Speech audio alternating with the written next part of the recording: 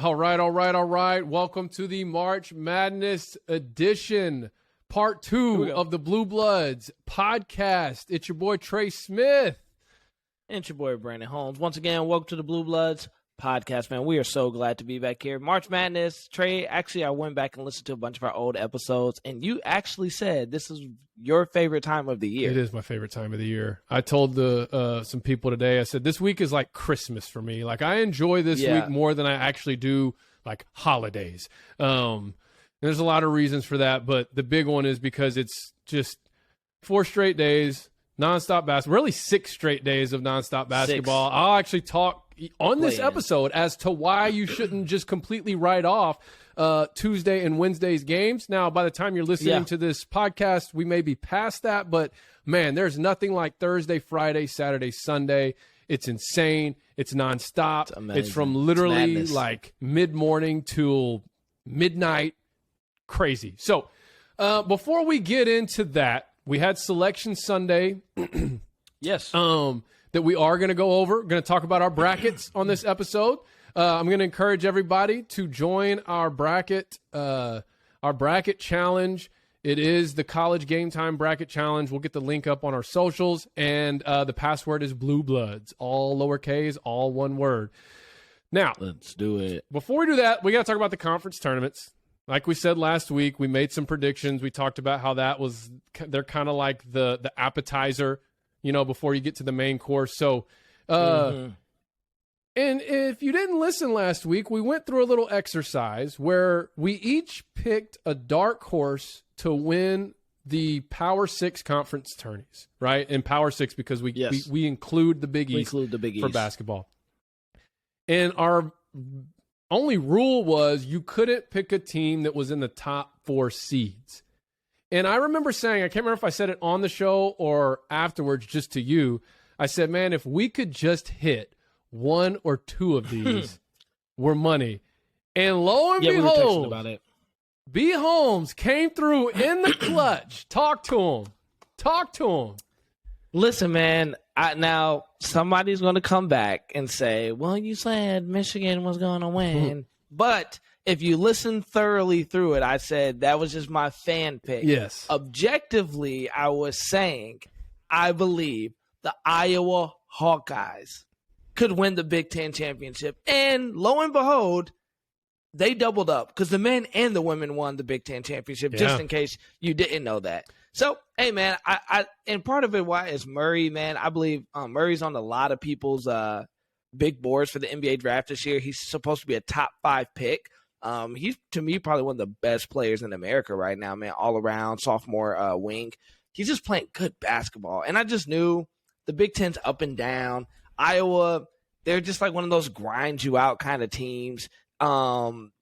And just when you have that, you know what? Their basketball team plays like their football team. They're going to grind you out, except they have Murray. They have Murray on their team who can play with anybody. He would start for any other team in America. Who was it that caught fire in the semifinal? Did you watch the semifinal game? They had, I don't think it was Murray, but somebody caught fire. Was it Bohannon? Is that his name? Possibly, yes. Yes, the guy that's been there for 7 years. Bohannon. Yeah, Bohannon, he's just kind of like the guy. He's like that guy at Iowa. He's been there for like 7 years, literally. Because he gets the COVID year, then he redshirt a year. It's like Gillespie at Villanova. Right, exactly. So, I just thought I watched them play a little bit this year. They're a good team. And I think, man, they caught fire at the right time. I think they're a tough matchup in a tournament. Like, I think they could potentially be like an Elite 8 type of team. Yeah, it was Bohannon, but I mean, it actually was Murray. I'm sorry. I'm looking at the stat sheet now. Keegan Murray was 8 for 10 from the three-point line and dropped 32 on Indiana in the semifinals. So he's a beast, man. Bohannon, I think, just hit some big shots. I think he hit the one at the end, unless I'm just completely I'm going to look right now before I completely throw this off. Yep, he hit that three-pointer to ice it at the end of the game. So he's that guy there. Okay, so I didn't hit on any of mine. However, I had OU. They upset Baylor. Came to the last possession in their semifinal game. I had Syracuse, right? And I went through a whole spiel about, not betting against Syracuse in March and why and yada, yada. And then I wasn't anticipating Buddy Boeheim to get suspended for the semifinal game or the quarterfinal game, whichever one it was. Whatever game it was. They beat Florida State handily, and he got suspended. I mean, it was kind of obviously, like everything nowadays, it's polarizing, right? Like no one agrees on anything. So half of the spectators were like, he shouldn't have got suspended for that. They didn't handle it the right way. And the other half were saying, no, he did. He got what he deserved, yada, yada. Despite that, Syracuse still almost beat Duke without him. But I knew that pick was going down the toilet when he wasn't going to be able to play. Trying to think if any other ones came even close.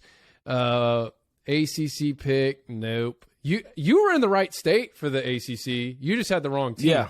Because you picked Virginia, but Virginia Tech. I did pick Virginia Tech. Everybody. Man, they play some good basketball, man. Yes. And they're peaking at the right time. Like you're watching that team, and I watched them, and I was like, wow, this team right now, the way they're playing, they can. I mean, you're starting to see who's going to be able to compete with just about anybody at this time. And I would be on the lookout if I was playing Virginia Tech. That's not like a team I really kind of want to face anytime soon. Who would you say in the conference tournaments, and then we'll kind of get to Selection Sunday and the bracket, because that's what everybody wants to hear. It's the March Madness time. Absolutely. But who would you say was your biggest surprise in the conference tournaments? Indiana, by far. Okay. In Indiana, I'm gonna, you guys know me by now. I'm a Big Ten guy, but I watched a lot of the conference tournaments. I really didn't think they would beat Michigan in the first round, and that was shocking. But then when they came back out and played Illinois well and won, and then they got really close. They only lost by 3. Correct me if I'm wrong, to Iowa. Yeah. To advance to the championship, to potentially go to the champ. So, I mean, that was really shocking for me, was Indiana, man, because they've just kind of been non-relevant for some time in the Big Ten. And it looks like, they're playing hard. They're playing some good games. Obviously, they have to play in the play-in game against Wyoming. We'll see how they do there. I think they do that tomorrow or Wednesday. I think they play Wednesday against Wyoming, if I'm correct. Yeah. I don't think they play tomorrow. Tuesday. Yeah, Indiana would. Yeah, is it Tuesday? Well, they play Tuesday. I don't think they play Tuesday. Okay, yeah, I believe they play Wednesday if I'm correct. But Indiana was my surprise team. Because I essentially just kind of wrote them off come Big Ten tournament time, and here they go, man. Not only did they beat Michigan, but they also they beat Illinois, who was obviously we know one of the best teams in the country according to rankings. I don't agree that they should be the play-in team, but, such is life. But that was my biggest surprise during conference tournament weekend. They actually do play Tuesday. So they play Tuesday? Yeah, okay. They are playing tomorrow. Because I know it's Corpus Christi versus Texas Southern tomorrow. I didn't know they played tomorrow, Yeah, too. so doubleheader, it looks like Tuesday at 8:10 on True TV. And isn't it, is it Mike Woodson's first year there as head coach? I think it is, because they got rid of Archie Miller, and people were surprised by the hire, but obviously he's an alum, and I want to say he won a national title there under old I don't know. I don't have time to go look for that, but he played for him, I think, in the late 70s. So Indiana, okay, well my biggest surprise of the conference tournaments was really a combination of Virginia Tech, but I wasn't really tuned into them as much as this other team, which was Texas A&M. They went on a tear, and then they hit the buzzsaw on that Sunday afternoon game against Tennessee, and Tennessee ended up winning the tournament. But A&M played really well. They beat Arkansas. They beat who they beat second? I should have that in front of me right now, but I don't. I'm going to look it up. It's a podcast, live, no biggie. Let's see. It is what it is. Let's see. They beat Auburn. So they started the tournament with an overtime win over Florida. Then they beat Auburn. Then they beat Arkansas.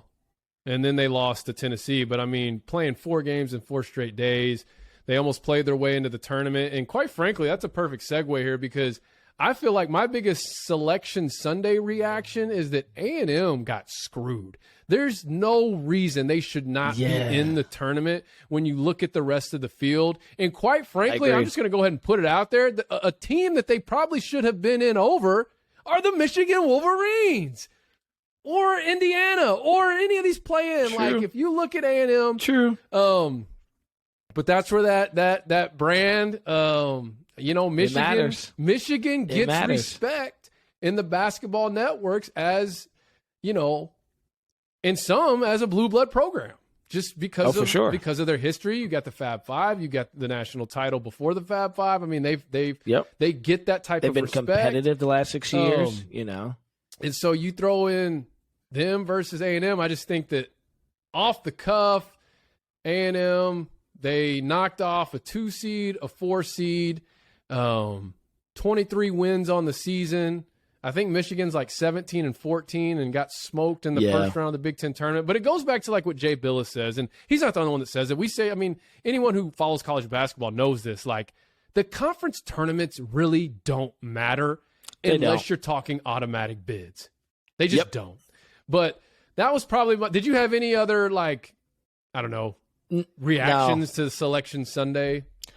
I mean, no, not really, man. I am shocked Michigan got in the tournament. I was more than prepared that they weren't. I think outside of that, nothing really kind of took me by surprise. I mean, I will say this, though. I thought your boys from Arkansas were going to get at least a 3 seed. I didn't think they would get a 4 seed. Yeah. I thought they would be a little bit higher ranked. I mean, I like their resume.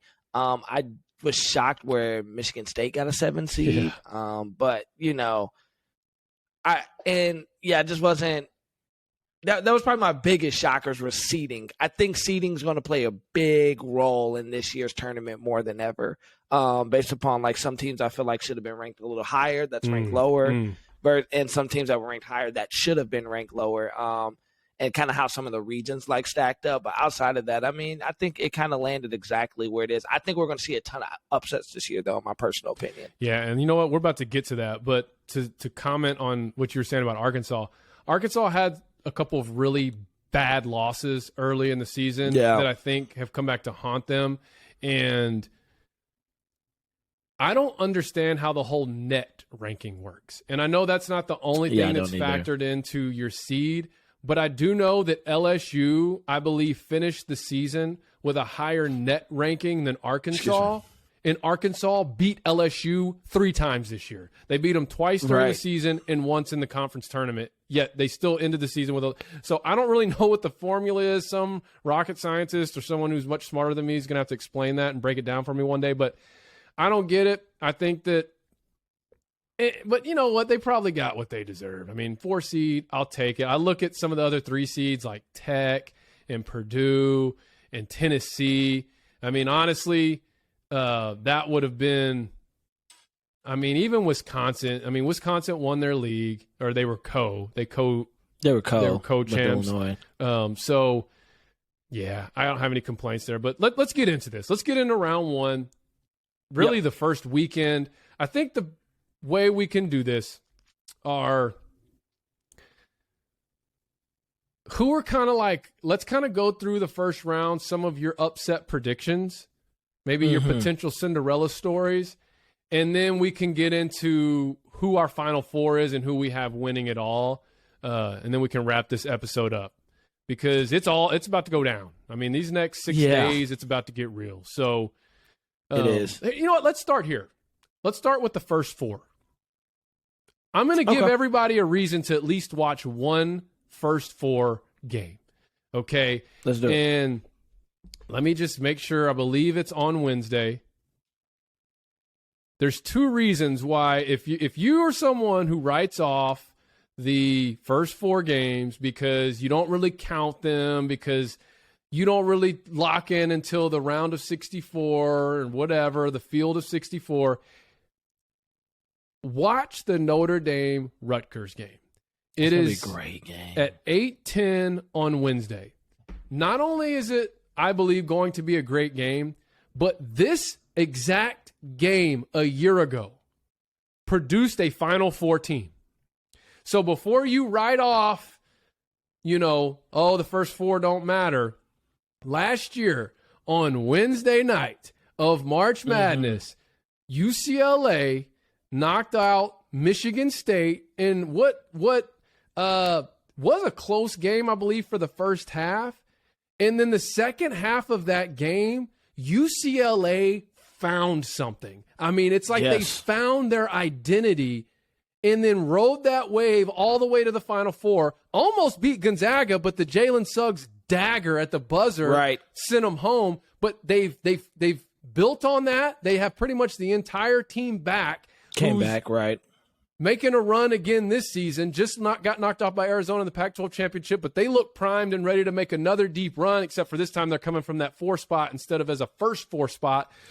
Right. And here's why I think this Notre Dame-Rutgers game could potentially have a similar impact. Because both teams are where kind of UCLA was last year. You've seen flashes of what they can do. They just haven't quite found themselves yet, or like really found that identity that they can hang their hat on to breed some consistency. Rutgers had a stretch this season where they knocked off 4 ranked teams in a row. It was strong. 4 ranked teams in a row, won them all. Prior to that, early in the season, when Purdue was number 1, they knocked off Purdue. I think they handed them their first loss. So they're a battle-tested team. I don't know what their injury situation is. I'm not that plugged in. I know. Ron Hopper Jr. is their leading scorer.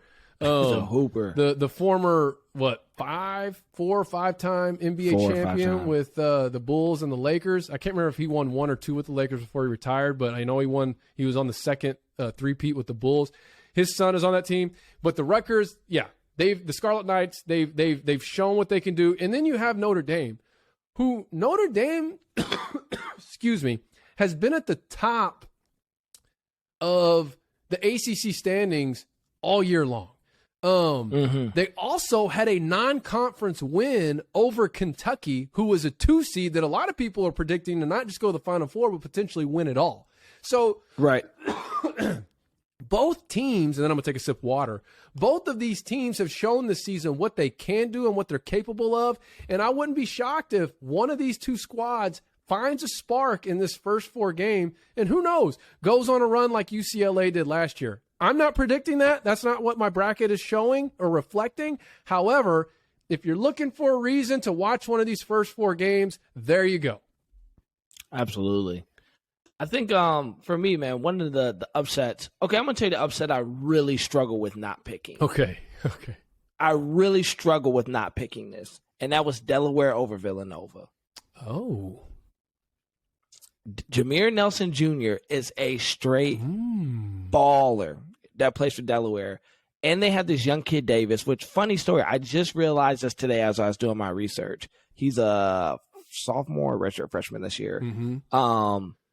His dad and mom go to my church. Oh. So I remember him talking about his son like all these years. His son like kind of exploded on the scene, and then I think had like a so-so junior year.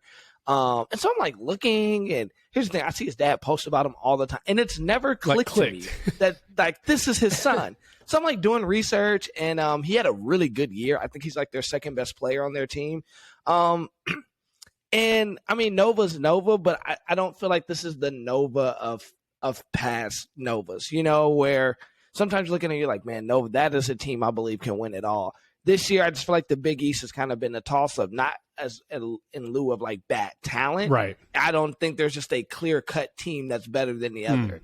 And so I'm looking at this Delaware team where I'm like, they're gritty, they're scrappy. A lot of them are East Coast kids that are from Nova's backyard. Because I live 20 minutes away from Nova. So it's a Philadelphia school. Right. So the kids that don't get picked up by Nova normally get picked up by Delaware. Yeah. So I'm kind of looking at this like, could this be one of those stories where it's like, I'm in your backyard, you overlooked me, I'm kind of like the little brother to you, and I want to show Nova how could you pass up on me? Because the kid that goes to my church, or his dad goes to my church, they're Jersey guys, they're PA guys. They're from right there in Nova's backyard. So the fact that Nova didn't pick him up, I'm sure has to stir something up in them, because if you're not familiar to the East Coast guys, listeners, there's like New York, there's Pennsylvania, and Delaware. Literally, is like University of Delaware is on like an hour and some change away from Philadelphia. Nova is in Philadelphia, so it's a very close proximity, and that's the one I've been back and forth. I haven't submitted. You're about to convince me, bracket, so I'm just saying. But I'm really just sitting there like, I think this is something where Delaware, they had that chip on their shoulder. Jameer Nelson Jr., I watched him in this conference. The kid can hoop. He reminds me of his dad. He has the grit. He has the fire. Could this be like this 15 seed that says, because there's more to it than just a 15-2. This is the team from their own backyard, kids who probably grew up watching Villanova, kids who probably wanted Villanova to recruit them, and they ended up having to go to Delaware. And Delaware's no chump program either. So that's the hardest one, and I'm leaning, and you know what? I convinced myself. I'm going to pick it. I'm going to pick Delaware over Nova. I was going to say there's two things were happening as you were speaking. Is one, like I was getting ready to change my pick to Delaware, and two, we got to get this guy on the podcast, whoever it is. We do. We need to get him on the podcast. But the only hiccup I have with that one is Villanova started to find a little spark in the Big East tournament. And it's like if Colin Gillespie wasn't playing, he's another one of those like 6-7 year seniors. And he's been hurt. Like he missed the tournament last year. Like this is like his just final chance. And I don't think I don't remember where I have Villanova getting bounced. I just don't think it's going to be in the first round. But man, I'm going to be thinking about this, making this change, because just so everyone knows how I roll with my picks, I give myself until the first 4 game starts to set my bracket, and then I don't change anything. I fill out one bracket every year. I'm not one of these guys like, oh, I got them winning in one of my brackets. 30, I have one bracket that I submit, and I make sure it's completely filled out before the first game of the first 4. So we have a little time here, and you are making a compelling case to pick Delaware. Well, kind of moving through, I'm just going to say this. I've got pretty much the Midwest region is like, I've labeled it upset city, because I have, I think, 5 out of the 8 games being upsets. And most of my bracket, particularly in the first round, I stay pretty solid with the higher seed. You know, I didn't really branch out. And then it's like I got to the Midwest region and I went crazy. So I've got Creighton over San Diego State, which, look, the 9 over 8, I mean, it's usually a wash anyways. But moving on, I got Richmond over Iowa. Ooh. I'm going to skip one because I'm going to spend more time talking about this one. But I've got Iowa State over LSU. I think with LSU firing Will Wade, just by the way, collegegametime.com wrote a piece on the whole Will Wade situation. I'm not going to sound off on it right now, but go read it. It's on the website. I've got Iowa State over them. I've got Colgate over Wisconsin. Colgate plays a very – okay, you talked about this, B. Holmes, like a while ago. Like we were still in football and we were kind of like teasing basketball on each episode. Yeah. And you talked about how you thought that this – if there was a year where like a mid-major made a run – it would be this year because of the guys who have like the 6th and 7th year, COVID years and all that. Colgate's one of those teams. And they almost knocked Arkansas out last year in the first round. And that Arkansas team went to the Elite 8. Like it wasn't like it was a bad team. So,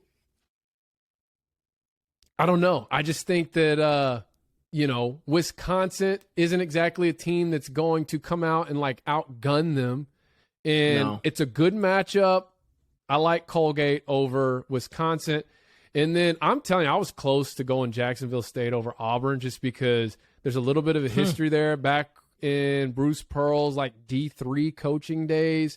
The current coach for Jacksonville State coached at a rival program that Bruce Pearl, I think he was at Southern Indiana maybe. And I mean, Bruce Pearl had a ton of success there as the head coach, but apparently this guy like owned him. He was like 16-3 or 16-4 against him. So I'm actually working on a piece right now with some of the top 5 storylines ahead of the first weekend. And I'm going to talk a little bit about that. But the one that I got my eyes on is South Dakota State. I've got 13 seeded South Dakota State over number 4 seed Providence. They're riding a 21-game win streak into the tournament. It's believable. They shoot 45% from 3. They've got 2 players who are each shooting over 50% from the 3-point line. 2 other guys shooting 47%.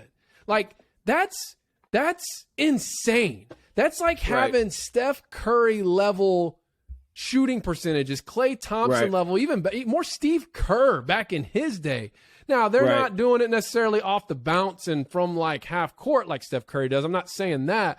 But what I'm saying is when you've got 4 guys that are shooting 47, 50, and 51% from 3, even if 2 of those guys are having an off day, you've got 2. I mean, so I've got high hopes for the South Dakota State team, to be honest with you. And so that's my – are they my highest seed getting an upset in this first round? It's not far off at all. Thought I might had a 14 seed, but I'm scrolling now, and I don't think I do. So, yeah, 13 seeded no, I got Colgate. They're the 14 seed, in the same region. But, yeah, South Dakota State, man, that's my, I guess. But, on our article on College Game Time, if you guys haven't checked it out, our 64 predictions, I actually put San Diego State was probably going to pull off an upset. South Dakota State. South Dakota. Yeah. No, you did. Before selection Sunday, because they're the number 1 3-point shooting team in the country. Unfortunately, I hate that they're doing it against Providence, who's kind of like my dark horse team of the NCAA tournament. But when I saw that matchup, I very well was like, this could be an upset. That if I wasn't so hype off the Delaware potential, that probably would have been my number 1 game to watch. Because as we know, man, if those dudes can shoot like how they've been shooting, that's a tough out for anybody in the tournament, man. Like you said, we got 4 guys shooting in the high 40s. 2 of those guys are 50 and above. Yeah, that's that can put you in for a long day in the tournament. And if you're rolling in on a 21-game win streak, right? So the 2 largest win streaks, you've got South Dakota State rolling in with 21 game, and then Murray State. But see, they've got a 7 seed, so they're not even the lower seed in their first round matchup. But they're rolling in with a 20-game win streak. So those are 2 mid majors to make some noise. And I'll go out and say this: I don't have this. This isn't what I picked. But if kind of what you were saying at the beginning of the season, as far as if there was a year where a team was going to pull like a George Mason or a VCU or Loyola Chicago. Yeah. Like this year would be the year. I'm saying it's going to be South Dakota State or Murray State. Goodness, man. You got me wanting to change my bracket. But dude, I don't know. I can't go against South Dakota State in that 3-point percentage.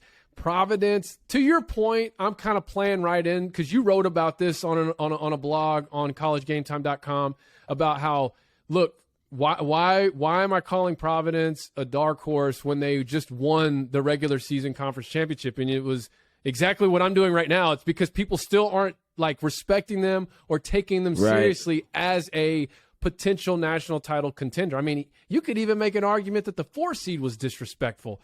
And I mean, I think that there's a lot of validity there to that point. I just can't put them over South Dakota State. I like South Dakota State too much. And you got any others? Oh, I got one. But do you have any others? No, the only other potential one I had. Loyola Chicago, but I don't even know because they play Ohio State the first round. Right. 10 versus 7. And I watched them, 10 versus 7. And then here's the thing. If my upset goes well, then that means they play Delaware in the second round. And I like them potentially making a Sweet 16. But even if they play Nova, I still think they can compete with Nova. So that was my only other like upset where I'm like, okay, their season, they're still I think 1 or 2 guys from that 2018 team that's still on board. Now, I think it's one of those things like we know this from playing sports. It's like once you've been there, you kind of know how it feels, how it tastes, even though if you've never been there as a player, the coaching staff, the administration, they kind of have this feeling of like, okay, we've done it before. We can kind of do it again. And just kind of watched them play in their championship game, and they look poised. They look calm. They really had this feel like we belong here, and not like, oh, we're shocking the world. It's like, no, we belong here. So I that would be, if they ended up in the Sweet 16 playing like a Tennessee, that wouldn't be shocking to me at all, though. The big thing that kept me from putting Loyola Chicago in the Sweet 16 was that Porter Mosher's not there anymore. True. But you could make an argument, and this is a good segue into the last one I'm going to talk about, at least for the first round upsets, is Texas Tech hasn't really taken a step back with their assistant taking over. And that leads me to my next upset, or my last upset I'm going to discuss. And I got Virginia Tech, 11 seed ACC Conference Tournament champion Virginia Tech, upsetting the 6 seed Chris Beard-led Texas Longhorns in the first round. I got that. I don't know what it is. Maybe it's the curse of Rick Barnes. Maybe it's just the curse of the Texas donors. It's the same thing. Like the same thing that has impacted the football team for the last decade is now what's starting to trickle over to the basketball program. Yeah. I don't think Texas fans really realized what they had with Mac Brown and Rick Barnes. And they went looking for greener pastures on both sides and just have yet to get what, garbage. Have yet to perform in a way that when they look in the mirror, what they see is not what everybody else sees as far as the product on the field or on the court. And so I like Chris Beard. He's a great coach, but I don't know, man. He had something special at Tech, and you're also starting to see that a big part of his operation at Tech, that defense, was Coach Adams, who's not skipped a beat. And I don't know, man. Tech looks tough. It looked tough. And they're riding high, riding a lot of momentum from the ACC tournament win. So, well, then let's just, I guess the last to put a button on that little segment, if you're filling out your bracket and you're struggling of where to put your upsets, you got two options. Either flip a coin or go to the Midwest region, because I think the Midwest region is the most prime region of the bracket that's kind of upset prone. Okay. Final Four, B. Holmes. What you got? This is so hard, man. This is like really, really tough for me. All right, so this is kind of who I have for my Final Four. Just off the top, I've kind of and as you said, my final bracket isn't done yet. Right. So this is just what I've kind of been doing for this episode. So coming out of the West Division, I think you're actually going to like this. I got your Razorbacks coming out. Let's got go. them topping Gonzaga off, beating them in the Sweet 16, and then got them beating Michigan State in the Elite 8. Coming out of the East, I actually have UCLA, man. I saw what Johnny Juzang did to my boys in blue last year, and I still have nightmares. And when that kid gets hot, I don't think there's a better scorer in the country, man. When he's on, he's on. And it looks like he got on early this year. I like his game this year. He's definitely matured. He knows how to shoot his way out of a slump. And the guy just has a green light, man. And he's been there before. So, and like you said, they returned the same team. Yeah. So I like them. Then coming out of the South, which to me I think is this was the tough pick for me because it came down to Arizona or Tennessee. I've only seen Arizona play once. I've seen Tennessee play a couple times, and I couldn't do two Pac-12 teams, so I picked Tennessee to come out, and then I actually this is where I got stuck coming out of the Midwest. Tell you that Midwest is tricky this year. It's tricky, man. Like I want to go Kansas, but I've seen Kansas play 3 times this year, and I wasn't sold that they're really a number one team. And then I've seen Auburn play quite a bit, and I'm like, but is Bruce Pearl? I mean, like, are they really going to do? Excuse me, is Auburn really going to do what I think they're going to do? And so I really came down to flipping a coin, man, and I put Auburn in my Final Four. And I think the hardest thing that was just hard to predict about the Final Four this year, that there's just no clear-cut dominant team this year. Like I said at the top of the year, that this could very much be the year that South Dakota State could be a team where you're like, oh man, where'd they come from? So my Final Four, just for kicks and giggles, this isn't my final bracket. I had Arkansas, at UCLA. I put Tennessee, and then I put Auburn. Okay. I disagree with one of the things you said, and what really solidified that was this past week. I do think there's a clear-cut team, and I'm going to talk about who it is and why. But let me preface, just like you did, this is not final, but I'm at least to the point where I know there's only 2 changes that could be made. I just have to really, really think on it, and I've got another, less than 24 hours to figure that out. But I've got Gonzaga coming out of the West. I've actually got them beating Texas Tech in the Elite Eight. Part of that is a reverse jinx. I feel like if I put Arkansas in the Final Four, I'm going to jinx it. But I mean, Drew Timme, Chet Holmgren. They got a squad. They don't have a Jalen Suggs this year, but they got a squad still. And Drew Timme to me he's the new era's Christian Laettner. For sure. So I got Gonzaga. And this is where this is one of the ones that could change. I got UCLA right now. I'm not going to rehash what you just said because it's all of the same exact reasons. Yeah. But I might go Kentucky. But if I go Kentucky, I will switch another. Like, it's either going to be I switch 2 or I don't switch any. Is it? You follow me? Yeah, that makes sense. And that is, I'll skip the South real quick because that one ain't changing. I'll go to the Midwest. I have Auburn like you do, but I'm dead serious. I've got South Dakota State possibly being that team. Like, if I want to double down on this being the year, one of those teams that could get bounced in the first round, making a run to the Final Four, that would be my pick.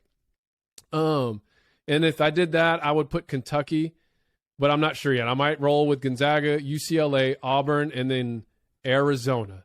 To me, the Arizona Wildcats are the clear-cut, heads and shoulders above the rest of the field. They are the best team in the field of 68, field of 64. I watched them play back to back to back. Did I watch them play 2 nights in a row or 3 nights in a row? I think I watched them play 2 nights in a row, but I also watched them play their last game of the season prior to the conference tournament. So I watched them play 3 games in a very short period of time. And if you know anything about any sport and you watch the same team play 3 times in 1 week, like, you start to get a feel for who they are, what they have. Right. And they weren't playing against like slouches either. I mean, one of those was against UCLA, who has a great team. There is nothing this Arizona team lacks. They literally have everything. The only thing that could come back to bite them and everything I'm saying right now is if their starting point guard isn't healthy for the tournament.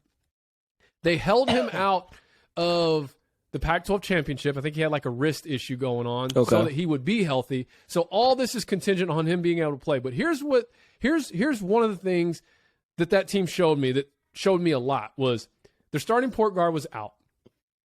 Their backup point guard went out with foul trouble in the Pac-12 championship against UCLA. Okay. Their third string point guard went out in foul trouble. So literally their 3 point guards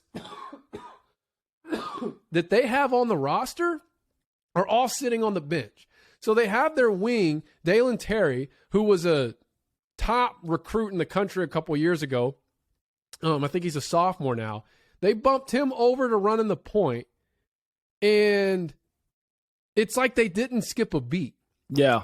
Defensively, they're unbelievable because they have the size, the length, and the athleticism. They've got 2 7-footers. One of them can shoot. One of them will punish you down low.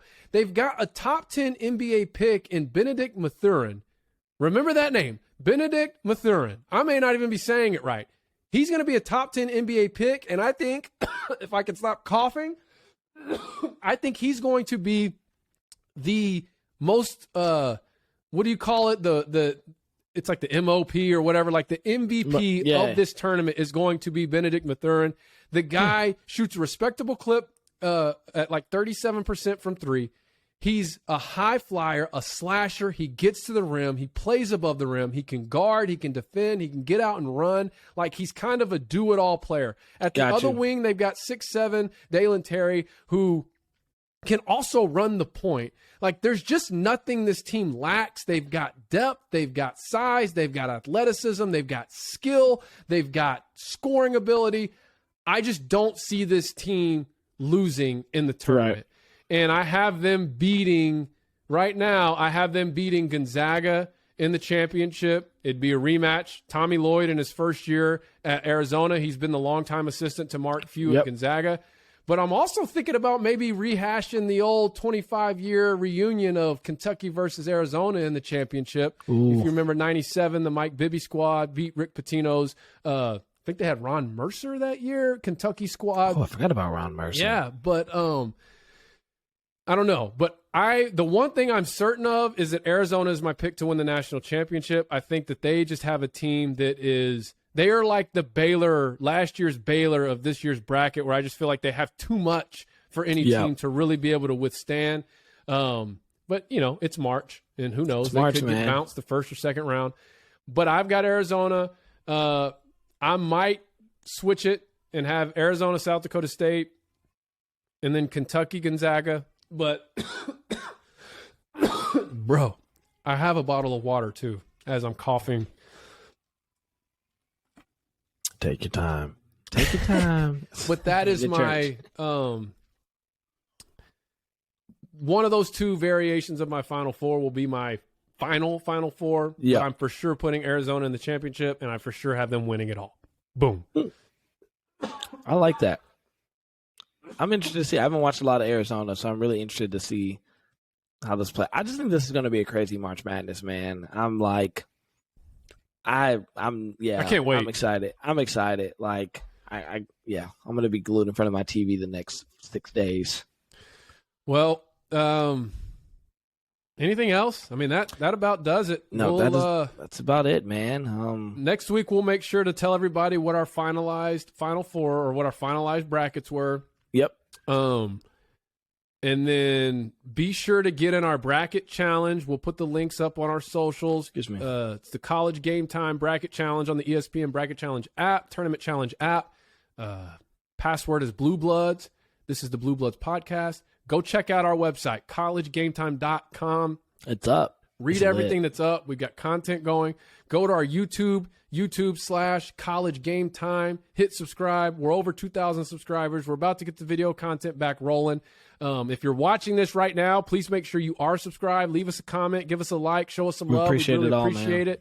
And that's all I got, B. Holmes. I'm done. And that's all I got, man. Happy March Madness. It's going to be great. College football, spring ball is here, man. Spring ball is – we're in spring ball season. We might have to do like a summer preview. I don't know. Me and Trey have been texting like we cannot wait till college football is back. But anyways, hey, March Madness, we're going to enjoy this moment. As always, man, make sure you guys follow us on our social media handles. You can follow Trey at Twitter at It's Trey Smith. Yep. You can find me on Twitter at Real B Holmes. We sure will be tweeting a lot these next few days. Yes. Sign up for the bracket challenge. Thank you guys for your support. As always, man, be blessed. Peace. Peace.